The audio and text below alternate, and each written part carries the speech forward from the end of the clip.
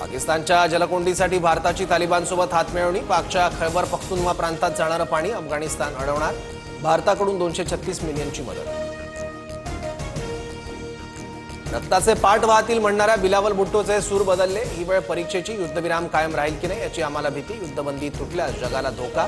पाकचा माजी परराष्ट्र मंत्री भुट्टो घाबरला। भारताची पहिल्यांदाच अफगाणिस्तानातील तालिबानी सरकारसोबत चर्चा। एस जयशंकर आणि तालिबानचे परराष्ट्र मंत्री मुत्ताकी यांच्यात थेट संवाद। तालिबाननं पहलगाम हल्ल्याचा निषेध केल्यानंतर भारताकडून भूमिकेचं स्वागत। इस्रायल संरक्षण मंत्रालयाच्या महासंचालकांची भारताच्या संरक्षण सचिवांसोबत चर्चा। दहशतवादाविरोधातल्या लढाईत इस्रायलचा भारताला पूर्ण पाठिंबा। ऑपरेशन सिंदूरच्या प्रभावीपणाचं इस्रायलकडून कौतुक। ऑपरेशन सिंदूर दरम्यान भारताने पाकवर 23 मिनिटात 15 ब्रह्मोस डागले। हल्ल्यात पाकिस्तानचं हवाई तळ उद्ध्वस्त। ब्रह्मोसनं पाकचं कंबरडं मोडलं।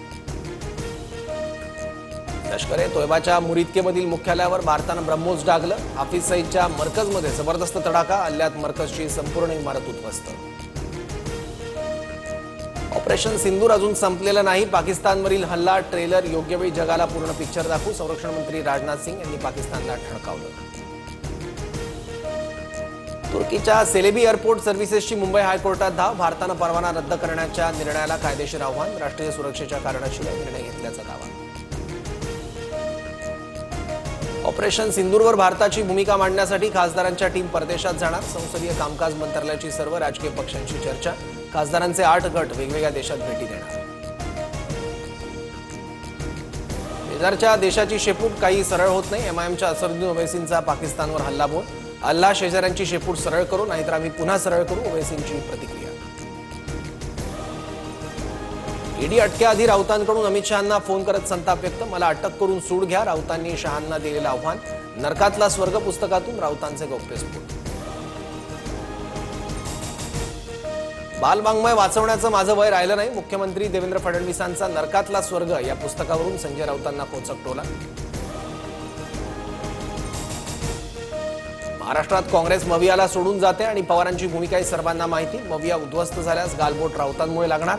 चंद्रशेखर बावनकुळेंची टीका। आरक्षणासाठी आत्महत्या झाल्या काय खरं काय खोटं माहीत नाही। एकाला आगीत ढकललं तो ओबीसी होता आरोप करत भुजबळांचं अप्रत्यक्षपणे मराठा आंदोलनावरून वक्तव्य। मुंबईमध्ये सकाळपासून अवकाळी पावसाच्या सरी। रिमझिम सरींमुळे कामावर जाणाऱ्या चाकरमान्यांची तारांबळ। पुढील 5 दिवस वादळी वाऱ्यांसह मुसळधार पावसाचा इशारा। चंद्रपूर, नांदेड, जळगाव, पुणे, अहिल्यानगर, रायगड, सिंधुदुर्गसह अनेक भागात जोरदार अवकाळी पावसाची हजेरी। वादळी वाऱ्याचा शेतकऱ्यांना मोठा फटका। पुढील 3 ते 4 दिवस पावसाचं वातावरण कायम राहणार। भारत-पाक तणावामुळे स्थगित केलेले आयपीएलचे उर्वरित सामने आजपासून बंगळुरूमध्ये पार पडणार। बंगळुरू विरुद्ध कोलकाता लढत। विराट कोहलीच्या फलंदाजीकडे लक्ष। भारताचा गोल्डन बॉय भालाफेकपटू नीरज चोप्रानं पहिल्यांदाच ओलांडला 90 मीटरचा टप्पा। दोहा डायमंड लीगमध्ये नीरजने 90.23 मीटर भाला फेकला। पंतप्रधान मोदींकडूनही कौतुक। हाँगकाँग, थायलंड आणि सिंगापूरमध्ये कोरोना रुग्णांमध्ये वाढ। सिंगापूरमध्ये 28% रुग्ण वाढले। सिंगापुरात 14,200 रुग्णांची नोंद।